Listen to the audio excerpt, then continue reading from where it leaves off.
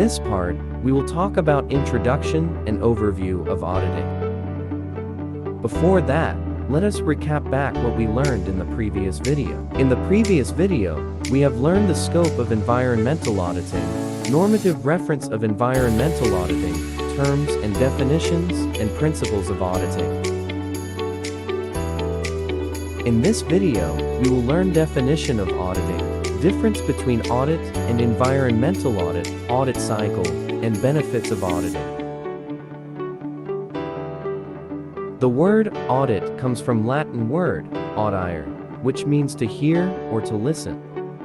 Based on ISO 9000, audit is defined as a systematic, independent, and documented process for obtaining objective evidence and evaluating it objectively to determine the extent to which the audit criteria are fulfilled. Next is the differences between auditing and environmental auditing. In terms of legal basis of audit, financial audit are compulsory to be conducted by organizations, as it is a part of the regulatory procedure, while for the environmental audit, it is not compulsory as the ISO 14001 standard is voluntary. For the frequency, financial audit is conducted once every year while environmental audit are conducted when organization decides to carry out one.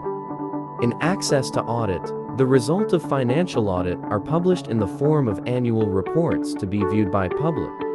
For environmental audit, only a small number of audits are available to the public, while certain results are often published in environmental reports. That's all for the differences between audit and environmental audit. Now, we will move to audit cycle. There are 4 phases in an audit cycle. First is audit planning and preparation.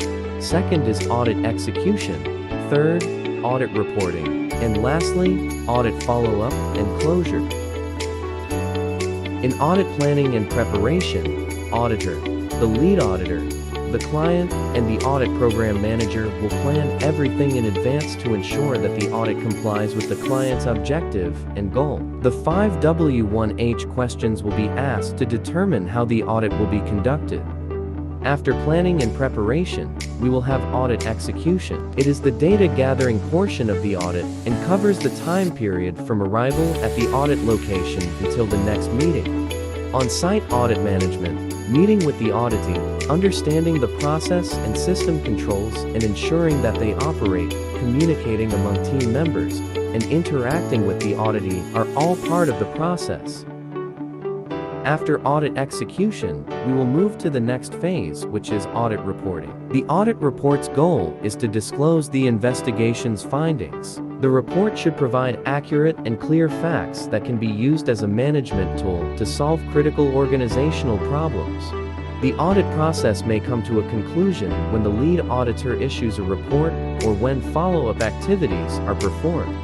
For audit follow-up and closure, the audit is completed when all the planned audit activities have been carried out or otherwise agreed with the audit client. Some corrective action or improvement may be carried out as a subsequent audit.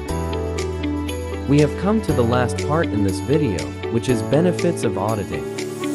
The most important benefits of audit is to comply your company with industry's legislative standards and restrictions. An audit gives business owners and shareholders total peace of mind that the company is fully compliant with all of its existing statutory responsibilities. Non-compliance may result in large penalties, lost customers, and a ruined reputation. Next is credibility. An audit ensures that the financial statements are a genuine and fair representation of the entity's current financial status. Customers, clients, stakeholders, investors, or lenders, and even potential purchasers gain invaluable credibility and confidence as a result of this. It's proof that everything is how it appears to be financially. Besides, audit also helps in business improvements. A detailed, in-depth audit examines your company's internal systems and controls objectively. As a result, the auditing professionals will have a great opportunity to offer modifications that will help your company run more efficiently. The audit process can identify ways to enhance internal controls, business systems, accounting practices, efficiency, governance, and culture. Lastly, auditing can help in better planning and budgeting in a company. By examining financial transactions, an audit verifies the accuracy of an organization's financial statements. It's a throughout procedure that leads to inspection of income, expenditure, assets, and liabilities. This in-depth study, along with the financial experience of the auditor, can be utilized by business owners to improve financial planning, budgeting, and decision-making in the future. Here are some short quiz. There are only 2 simple short quiz. First question, audit can give company credibility. True or false? The answer is true. Second question, environmental audit is not compulsory to be conducted by company. True or false?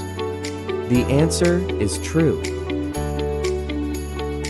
Before this video ends, let us recall back what we just learned. We have learned the differences between audit and environmental audit in terms of legal basis of audit, frequency, and access to audit.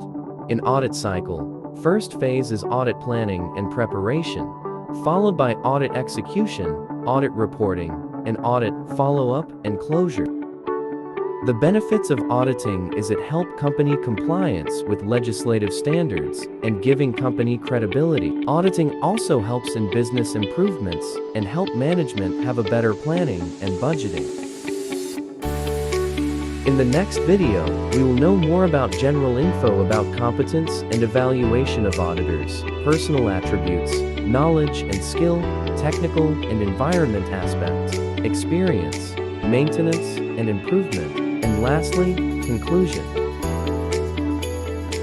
That's the end of this video. Hope you guys learned something useful. Thank you for watching. Bye.